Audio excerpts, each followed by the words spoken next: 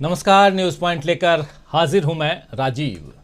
भारत जोड़ो यात्रा शतक लगाने से बस 4 कदम दूर है। जी हां, आज भारत जोड़ो यात्रा का 96वां दिन था और आज की खास बात ये थी कि यात्रा में महिला सशक्तिकरण के दर्शन हुए। आज सैकड़ों महिलाएं राहुल गांधी के साथ कदम से कदम मिलाकर चलीं।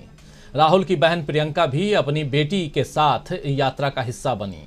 मामा भांजी की जुगलबंदी को लोगों ने खूब पसंद किया और सोशल मीडिया पर इसकी काफ़ी चर्चा हुई।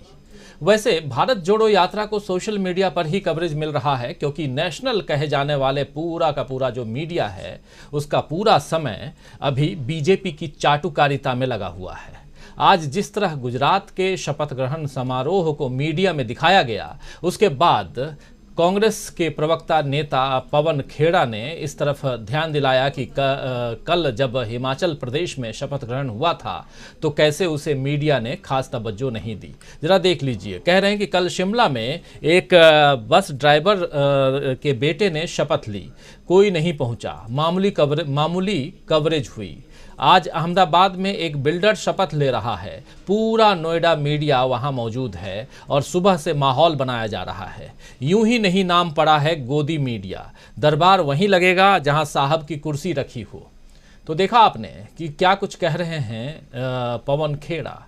तो पवन खेड़ा ने ध्यान दिलाया है कि जब हिमाचल प्रदेश में शपथ ग्रहण हुआ था तो उसे कैसे मीडिया ने खास तवज्जो दी है। पवन खेड़ा का ये आप ट्वीट देख रहे थे। वैसे वक्त वक्त की बात है दोस्तों, अभी बीजेपी का बोलबाला नजर आ रहा है तो मीडिया भी वहीं बिछा नजर आ रहा है, लेकिन राजनीति में कब कौन ऊपर हो जाए और कौन लाइमलाइट से बाहर हो जाए कहा नहीं जा सकता है।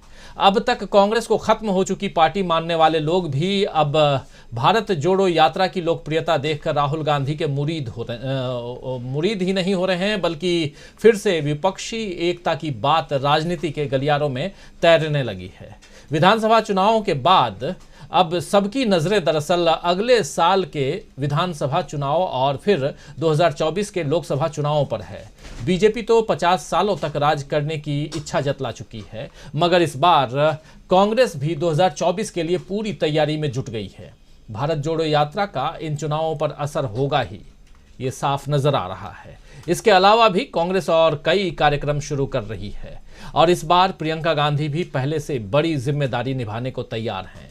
इधर कर्नाटक, राजस्थान, छत्तीसगढ़, मध्य प्रदेश, इन तमाम राज्यों में चुनावों की तैयारी जो है वो उसमें कांग्रेस जबरदस्त मजबूती के साथ जुट चुकी है। इतना ही नहीं, गुजरात में अगर पार्टी को बुरी हार मिली है, बुरी मात मिली है तो इसकी क्या वजह है और कैसे फिर से मजबूत हुआ जा सकता है, इसकी समीक्षा भी की जा रही है। मल्लिकार्जुन खड़गे जो कांग्रेस के अध्यक्ष हैं, पार्टी के अध्यक्ष हैं, फिर राहुल गांधी, प्रियंका गांधी, जयराम रमेश, फिर पवन खेड़ा, दिग्विजय सिंह, कन्हैया कुमार, ऐसे तमाम नेता अभी से 2024 को ध्यान में रखकर जुट गए हैं। इन तैयारियों को देखते हुए कहा जा सकता है कि 2024 की है तैयारी, क्योंकि आ गई है विपक्ष की बारी। तो दोस्तों, आइए आज न्यूज पॉइंट में चर्चा करेंगे कि किस तरह बीजेपी को मात देने में जुट गया है विपक्ष और कैसे विपक्ष की अगुवाई करने को तैयार है कांग्रेस पार्टी। आइए चर्चा की शुरुआत करते हैं। और ये जो तस्वीर आप देख रहे हैं, इन तस्वीरों को आप गौर से देखिए। ये जो बच्ची है, लड़की है, ये प्रियंका गांधी की बेटी है और यानी कि राहुल गांधी की भांजी साथ साथ चल रही है। और ये कुछ लड़कियां हैं जो राहुल गांधी के साथ सेल्फी ले रही हैं, कुछ लड़के हैं। तो अलग अलग यात्रा के रंग दिखाई दे रहे हैं और इस पूरे भारत जोड़ो यात्रा में। और वही हम समझने की कोशिश कर रहे हैं कि क्या विपक्षी एकता जो है वो कहीं न कहीं कांग्रेस के इर्द गिर्द, यानी कांग्रेस उस विपक्षी एकता की धुरी बनेगी, ये भी समझेंगे हम। और 2024 से पहले विधानसभा के लगभग 10 राज्यों के चुनाव हैं 2023 में।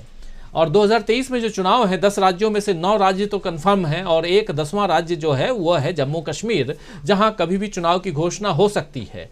3 राज्यों में तत्काल घोषणा होने वाले हैं और उसके बाद जो 3 राज्य हैं वो पूर्वोत्तर के हैं और उन राज्यों में फरवरी में चुनाव होंगे। तो बहुत कुछ है 2023 में भी, लेकिन 2024 महत्वपूर्ण है।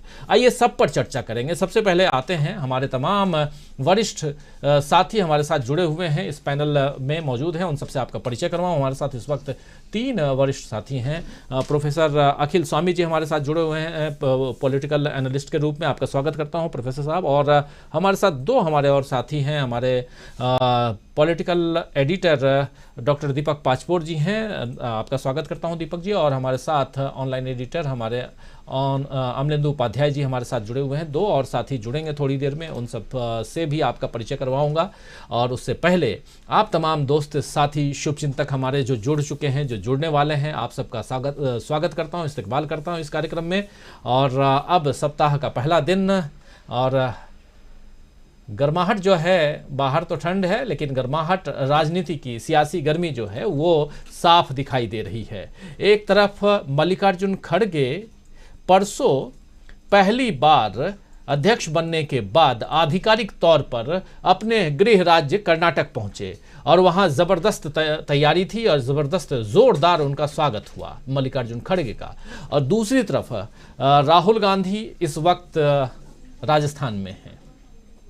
तीसरी तरफ ये जो आप तस्वीर देख रहे हैं, ये तस्वीर जो है ये कर्नाटक में चुनाव, आगामी जो चुनाव है उसकी तैयारियों को लेकर के, और साथ साथ अहमदाबाद में अहमदाबाद न करें बल्कि गुजरात कहूँ तो ज़्यादा अच्छा है। गुजरात में जो हार मिली है कांग्रेस को, उस हार की समीक्षा बैठक भी है। और ये समीक्षा बैठक गुजरात में हार की 4 दिनों तक चलने वाली है। 4 पार्ट में, आपको याद होगा जब हम एग्जिट पोल आपको दिखा रहे थे गुजरात का, तो 4 पार्ट में हमने गुजरात को बांटा था, जिसमें उत्तर गुजरात, मध्य गुजरात, दक्षिण गुजरात और सौराष्ट्र और कच्छ का एरिया था। तो ये चारों जो एरिया है गुजरात का, उन चारों क्षेत्रों में कैसे हार मिली, क्यों हार मिली, इसकी समीक्षा मल्लिकार्जुन खड़गे की लीडरशिप में कांग्रेस कर रही है। और आज उत्तर गुजरात की बात हो रही थी, और वहां से जो जीते हुए प्रत्याशी हैं वो भी और जो हारे हुए प्रत्याशी हैं वो भी, उन सबको बुलाया गया है। तो कांग्रेस ये भी समझने की कोशिश कर रही है कि गुजरात में कांग्रेस की परिस्थिति इतनी खराब क्यों रही। और दूसरी तरफ बातें जो हैं, जो खासकर आज प्रेस कॉन्फ्रेंस कर रहे थे पवन खेड़ा, उन्होंने जो आरोप लगाया है और जो बातें कही हैं वो भी बहुत महत्वपूर्ण है। एक तरफ मीडिया की बात तो उन्होंने की ट्वीट करके और प्रेस कॉन्फ्रेंस में भी, और दूसरी तरफ कि 1 मिनट में 52 वोट कैसे पड़ गए।